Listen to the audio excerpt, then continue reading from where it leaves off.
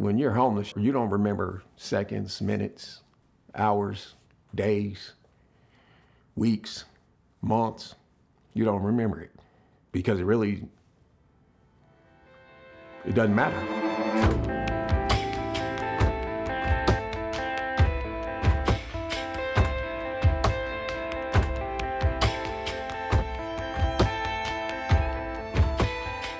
I had a good childhood. College was great. Played ball for 1 year and got paid for it. Won a championship. In that span, I owned my own company. And when the recession hit, it was pretty tough. So I had to let everything go.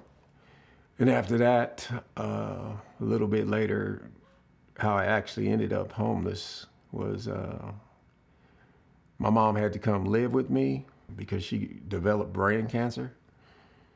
So she lived with me for about 1 year and 2 months until she passed away. And after that, I spent everything that I had because I couldn't work because it was a 24-hour process. She needed care all day, every second, every minute, every hour, every week. And when she passed away, my landlord decided to raise my rent, and I didn't have any money because I wasn't working. And as soon as that took place, you know, I had to get all my belongings together and move out of my place. After that, that was the downfall.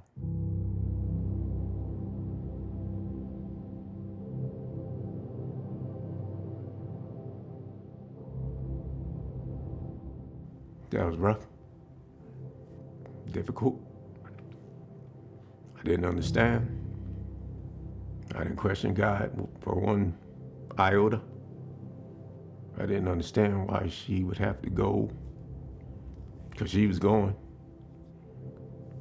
I couldn't stop it. Nobody could stop it. I dropped tears plenty of days. Tried to take care of it the best way I could.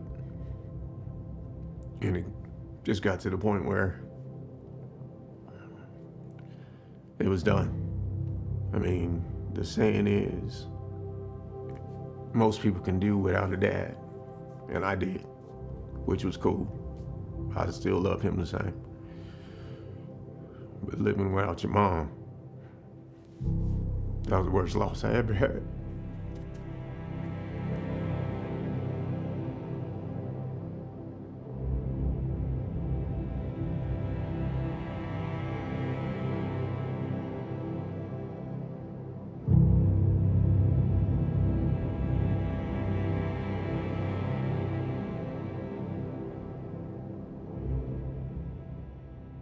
So this is where the humble beginning started, huh?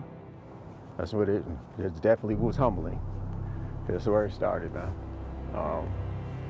Grace to God, Lord, gave me coverage. He gave me, a place to stay where I felt comfortable in so many cases, but it was a transition, and if you fight hard enough, if you fight well enough, if you keep doing what you got to do, you can get away from here. And most of the people in here, I want them to understand that, yes, this is a place to stay for a minute and get what you have to get yourself acclimated to the outside world. Normalcy is my word, normalcy.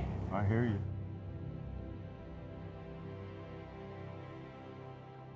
I'm a competitor, I'm a fighter. At any cost, I compete. Pastor Derek told me one day that you got unbelievable patience. Because I didn't want to have patience at that time. I just wanted to move on, transition. After the pallets came in, one of them came to me and said, well, you were being approved for a voucher. And I sat there and I was like, really? Usually they just help women with children. So I knew I had to fight. I knew I had to battle. I knew I had to be patient. And finally, told me I had a voucher and Thank you, Lord. All I was looking for was a foundation, a structure, and a purpose. Again. And that's what he gave me. Foundation, structure, purpose. If I could do it, you can do it. Secondly, don't settle. Thirdly, fight for the life that you had before, no matter what it was. Restoration has already did something that was huge in my eyes with the pallets. But you gotta take it a little step further. I talked to them about church, talked to them about the Bible, talked to them about all that, but they just not hearing it. They gotta hear it from somebody that's grounded, somebody that knows it, somebody that, because me being in that situation, it's just like Job. The book of Job, he lost everything.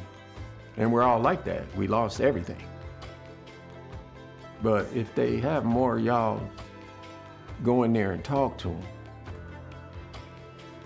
sit down with them. I mean, you might even want to eat with them, whatever the case may be, to show them some kind of care, concern, besides the Bible. Just get off script with it. I believe restoration can, they can save them.